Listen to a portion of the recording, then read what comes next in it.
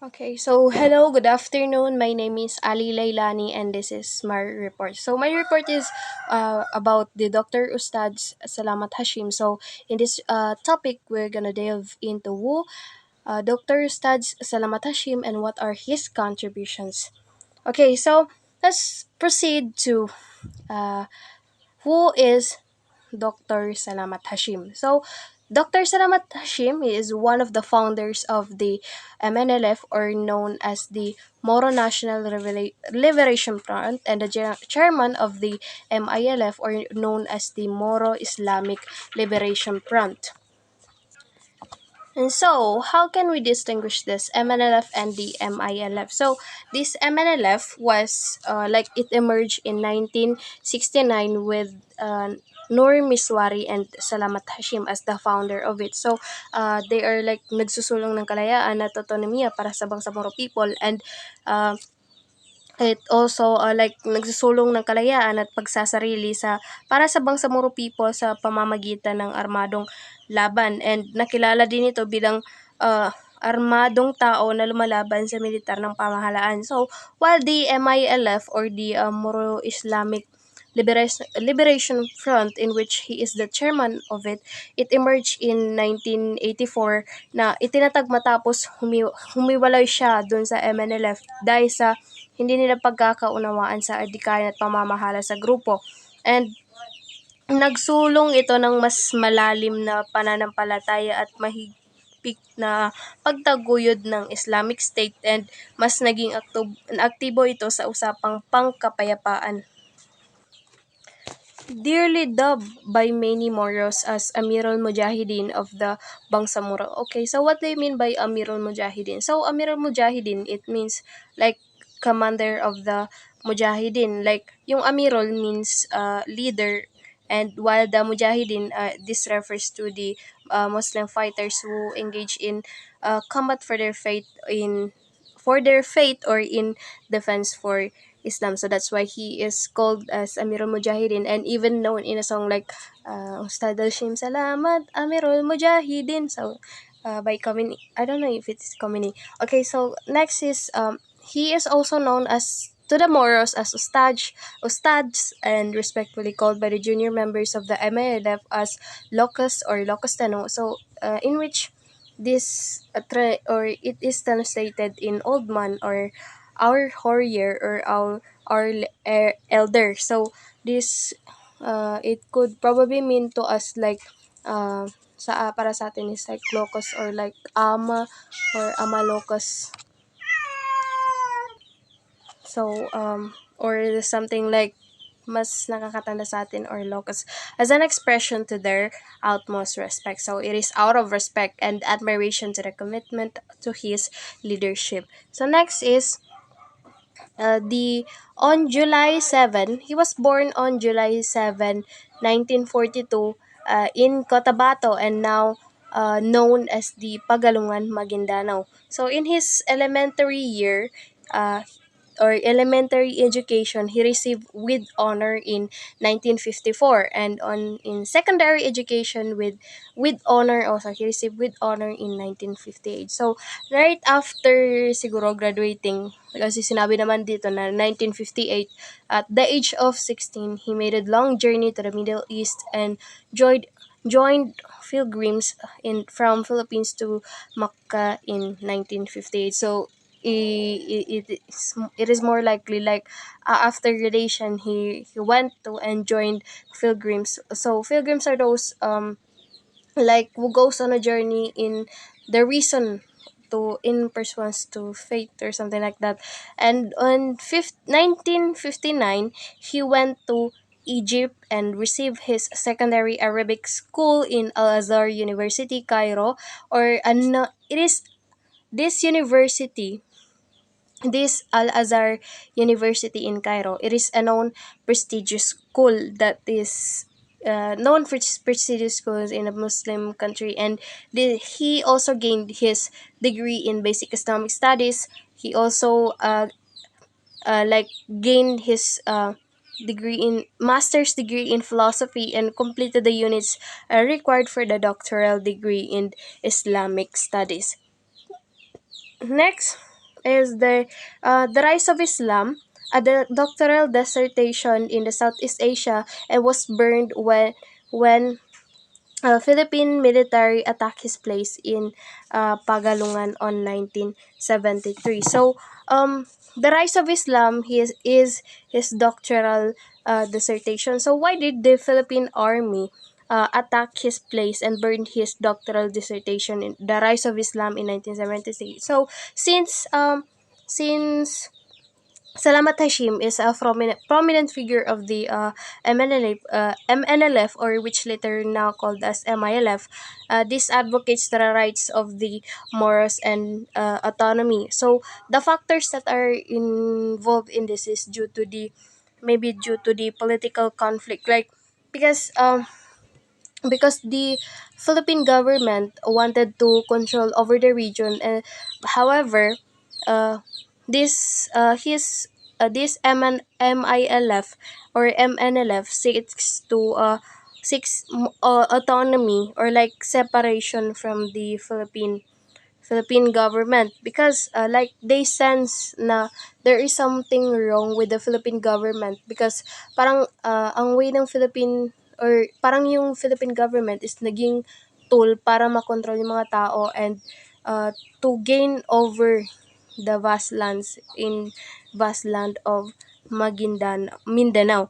So later on, like um in this like one of the factor in yung political conflict nga, sabi ko nga, hindi like si sh- uh, s- si Hashim, Salamat Hashim, involvement in organizing the MNLF, now posed a challenge to the Philippine government authority and control. So, yun nga, na-view ng government na yung MNLF, like, they viewed it as a separatist movement led by the MILF as a threat to the national unity and sovereignty. And another thing is that the suppression of the dissent. Yung under the Marcos, like Ferdinand Marcos, nung dineclare ni Marcos yung martial law in 1972, marami yung, siyempre marami din yung mga, it increased the suppression of the dissent. Pero dumami na rin yung mga due, opposing groups, and due to it, like they viewed his dissertation as a threat to the government authority. Kasi nga ang sabi ko nga is this MNLF, like they aim to separate, or like have an autonomy. And another thing is conflict over autonomy. The MILF was organized, and it aims as the seeking autonomy and self-determination. So, for the Bangsamoro people, in which conflicts to the desire of the Philippine government wanting to control the region. So sabi ko nga, the Philippine government wanted to control the region, and so this MNLF was created in order to oppose that. And another thing is that he was about to receive his doctoral degree when he decided and chose to return in the Philippines to organize the MNLF with the other Moros. And yun nga, imbes na, like, he was about to receive it, but then umuwi siya, pinili niyang Pilipinas, pinili niyang umuwi sa Pilipinas para mag-organize ng MNLF with other Moros. So, in that, during his day, he spent 21 years in abroad, and most of the years are spent in Egypt, and stayed in Libya, Saudi Arabia, and Pakistan for a few more years. And just after the Jabida massacre on the March 17, 1968, Salamat Hashim and Mr. Nur Miswari, instructor of the UP, yun nga, they organized the MNLF. So, siya yung sinasabi ko na kasama ni Salamat Hashim na mag-organize ng MNLF, si Mr. Nur Miswari. And another thing, let's proceed to that. How they organize it. So they organized the reason why they organized this MNLF is that after feeling that the Philippine government became an instrument for suppressing the Moros and to counter Ilaga, yun nga, they created this MNLF kasi parang na-feel nila that the Philippine government is like it became a instrument to suppress the Moros.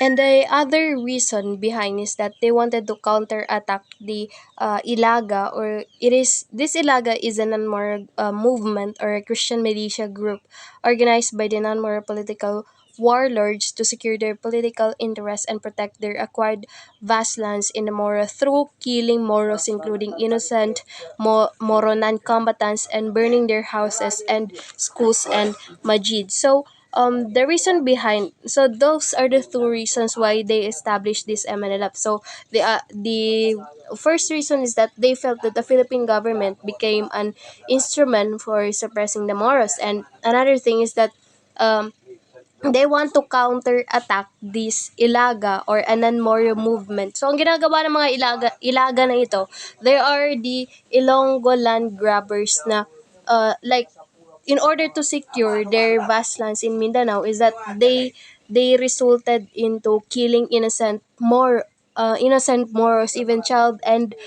even women, innocent child and Moro non-combatants, and burning their houses. If it results to burning their houses, schools, and masjids. And proceeding to this 1975, for the first time, negotiations were conducted between the Philippine government and the MNLF, and Salamat headed this MNLF negotiating the panel. So, in the 1975, the first time negotiations were conducted between the Philippine government and the MNLF. So, it is this this negotiation was called the after signing this negotiation was called the Tripoli Agreement. So after the signing of the Tripoli Agreement on December.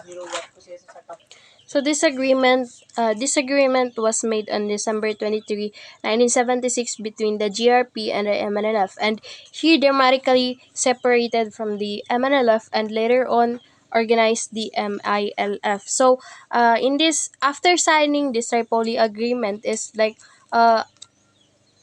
siguro there are some things that there are some factors that resulted to Salamat Hashim go uh, plam- parang gusto kaya umalis siya, and the reason or the what is, but then again uh, I'll just state it mamaya after knowing what this Tripoli means. This Tripoli or Tripoli agreement is that uh, it is a agreement na nilagdaan noong December 23, 1976 sa Tripoli, Libya, between the Philippine government and the MILF. So there are important terms na napapaloob dito sa Tripoli agreement, and one of those terms are the like they are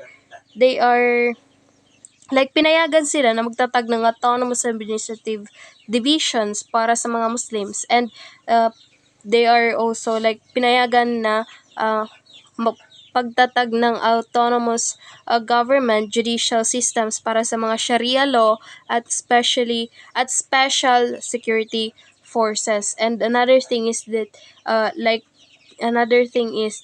tigil putukan or the ceasefire sa pagitan ng mga pamahalaan and at MILF. Pero naging one of the things that are the na naging hadlang kung bakit umalis siya is that naging hadlang ang interpretasyon at implementasyon ng kasunduan na nagresulta sa paghiwalay ni Salamat Hashim. So overall, ang Tripoli Agreement is naglalayon siya na magbigay ng mekanismo para sa kapayapaan at pagresolba sa Moro conflict sa Mindanao. And he died on the July 13, 2003 at the age of 61. And meron pa siyang iniwan na quote na sabi niya, "Even if I die, surely I have already planted the seed of the struggle to the hearts of my people, showing their deep mourning of his demise." So, what he meant is that parang naniniwala siya na ang kanyang mga pagsisikap at pamumuna ay parang nagbigay ng inspirasyon at nag-udyok sa kanyang mga kababayan na ipagpatuloy ang laban para sa kanilang mga karapatan at mga hangarin kahit na wala na daw siya. And yun na, after his death, he was succeeded by Murad Ibrahim, popularly known as Kagi Murad, as MILF chairman or Ahod Balawag. So, Ahod Balawag Ibrahim, he is currently serving as the first chief minister of the Bangsamoro Autonomous Region in Muslim Mindanao. So, he bequeathed his writing Bangsamoro Mujahid, his objectives and responsibilities to the MILF Mujahideen as a guidelines in the conduct of their activities and their interrelations with one another. So, in this, kanyang iniwan yung mga akda niya or like iniwan niya yung mga akda niya na or pinamagatan like yung Bangsamoro Mujahid, his objectives and responsibilities sa mga kasaping niyang mga MILF Mujahideen bilang gabay daw sa kanilang mga gawain at pakikitungo sa isa't isa. And dito rin pinapakita niya na pinakita niya yung kahalagahan ng mga layunin at responsibilidad ng mga bawat miyembro ng MILF. So, naglalaman din ito ng mga gabay at prinsipyo na dapat daw sundin ng mga grupo upang mapanatili daw yung disiplina, pagkakaisa at kaayusan sa kanilang mga gawain. And proceeding to the storm with Cebu, Siopaw, and the anti-Muslim Ilaga, the rot in the Philippine politics. So, yan nga, sinabi ko, this Ilaga, those are the people na they are called Ilaga or Ilonggo Land Grabbers Association, acronym spelled out of Ilaga, Ilonggo for rat. This is a Christian extremist paramilitary group based in southern Philippines, and the group is predominantly composed of Ilonggos embracing a form of folk Catholicism that utilizes amulets and violence. So, sila yung mga tao na gumagamit ng karahasan in order to protect their vast lands in Mindanao. So sabi ko nga, dun sa parang brief history of Hashim Salamat is that sila yung mga pumatay ng mga innocent people or those more non-combatants in order to protect their lands in acquired vast lands in Mindanao. So mga ninakaw nila yun lahat. And another thing is that gumagamit ng karahasan at pananakot upang itaguyod ang kanilang interes sa lupa at pag-aari sa lupa. And proceeding to this, it was a Christian militia. So sabi ko nga, it was a Christian militia in the Philippines that operated during the 1970s in UP, North Cotabato as a counterpart of Mindanao Independence movement. So sabi daw, this it is designed to counter-attack the Mindanao Independence movement. Pero the way they do things or their behavior contradicts to what they are doing actually. Kasi like sinali din nilang patayin yung mga yung mga moro non-combatants. Like yung mga innocent sinali nilang patayin. So it is not somewhat related to the Mindanao Independence Movement. Ang kanilang lang naman dapat is to counter apart the Mindanao Independence Movement. Pero sinali pa rin nila yung mga innocent people and killed it. And it was started by the Christian Ilonggo settler Feliciano Luces alias Tutpico, led by a band of terrorists in attack against Moros. So it is also widely known as the paramilitary unit of Christian mayors in Cotabato. So, Ilaga atrocities included the massacre of 70 Muslims and wounding of the 17 others inside the mosque and nearby barrio of the Manili in Carmen, North Cotabato on June 19, 1971. So yun nga, this Ilaga atrocities means brutal or cruel things that they did, including the massacre. So itong massacre na to is tinatawag natin na Manili Massacre. So the Manili Massacre refers to the mass murder of the 70 Moro Muslims, including women, children committed in the mosque in Manila, Carmen, North Cotabato, Philippines on June 19, 1971. So yun nga, nung June 19, 1971, dito naganap yung Manila Massacre in which the Ilaga or those rats, like pinatay nila yung mga Muslims inside the masjids, and 70 of them are ended up like nagkaroon ng sugat. And another thing is the on July 4, 1971, in Wau Lanao del Sur, which had a sizable Christian population, a grenade exploded inside a masjid and numerous Muslim homes were burned by Ilagas. So, nagagawan pa rin ng mga Ilagas. Like, sabi daw dito na in Wau Lanao del Sur, which had sizable Christian population, like may pinasabog nila yung granada sa loob ng masjid, and marami daw yung mga Muslim na nandoroon, tsaka yung mga bahay daw nila was burned by the Ilagas. And so bad as the situation was in Lanao del Sur, the situation in the province of Lanao del Norte was way far worse. Mas worse daw yung nangyayari sa Lanao del Norte. And there are the most powerful political leaders were Muslim congressmen and Christian governors. They had begun as a political allies in the mid-1960s, but by the they had begun as a political allies in the mid-1960s, but by the 1970 election for the Constitutional Convention delegates, they had become bitter rivals, and this rivalry developed quickly into a political battle dividing the Muslims and Christians. So, because of these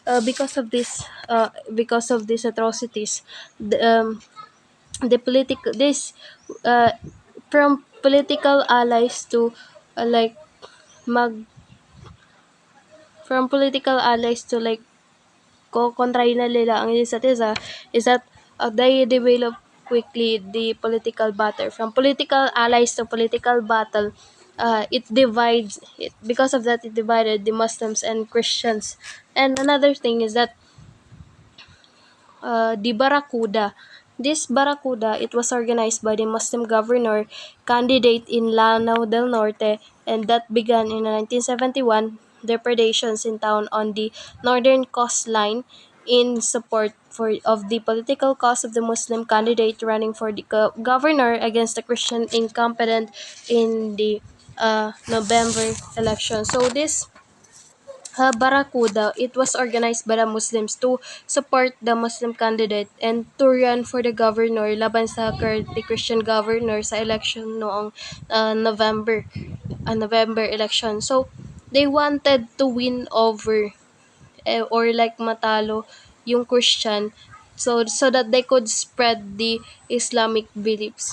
So on October 17, 1971, there were 17 men out of a 22-man constabulary patrol were killed in an ambush by the Barracudas in the town of Magsaysay. So, yun nga, out of 22, meron sila napatay na 17 men na nagpapatrol, and but because of that, this followed the next day by the revenge. So those people nagrevenge sila, and it results to the 66 Muslims in a skirmish also in Magsaysay. And kung saan nag-ambush yung mga Barracudas is doon din pinatay or yung mga 66 Muslims. And another thing is yung Takob massacre, which happens to be in November 22, 1971. It is a group of civilian motorboaters returning after dark in several trucks from special election in Magsaysay were fired upon by the government troops in Barrio Tacob in the municipality of Kauswagan. So yun nga, there's this civilian voters, Moro voters, na nung gabi na daw is that umiwi sila, and they have several, like they are in a several trucks, pero nung pauwi na sila is like they were fired by the like they were fired by the government troops sa baryo ng Tacob sa municipality of Kauswagan, and because of that it resulted to the 40 Moros na namatay with no fatality to the government side. Wala naman silang kasalanan sa government na nag-vote na lang naman sila, and they were killed, and their bodies were reportedly mutilated by the Christian civilian bystanders. And yun nga, sabi daw dito na yung mga body daw is like na mutilated or something, like parang na disfigured or something, na pinag-cut yung mga katawan para hindi na makilala. And because of the worsening condition in Mindanao and growing numerous rebellions throughout the country, yun na, napilitan si President Marcos na mag-declare ng martial law sa Philippines noong September 21, 1972. And the last is the October 21, October 21, 1972. So this was the first major armed defiance of the martial law regime occurred in Delano del Sur. A rebel force of several hundred Moros attacked the Philippine Constabulary headquarters in Marawi City and seized the Mindanao State University. So, ang nangyayari ito, yung naging simula ng matinding tensyon at banan sa Lano del Sur, at yung mga Moro is nagpakita sila ng pagtukutol laban sa pamahalaan at pumalag sa impluwensya ng mga batas militar sa bansa, and sa pamamagitan ng pagsalakay nila sa kampo ng Philippine Constabulary at pagsakop nila ng MSU, and dito na rin ipinakita nila ang kanilang like determination and power laban sa pamahalaan. And so that's all.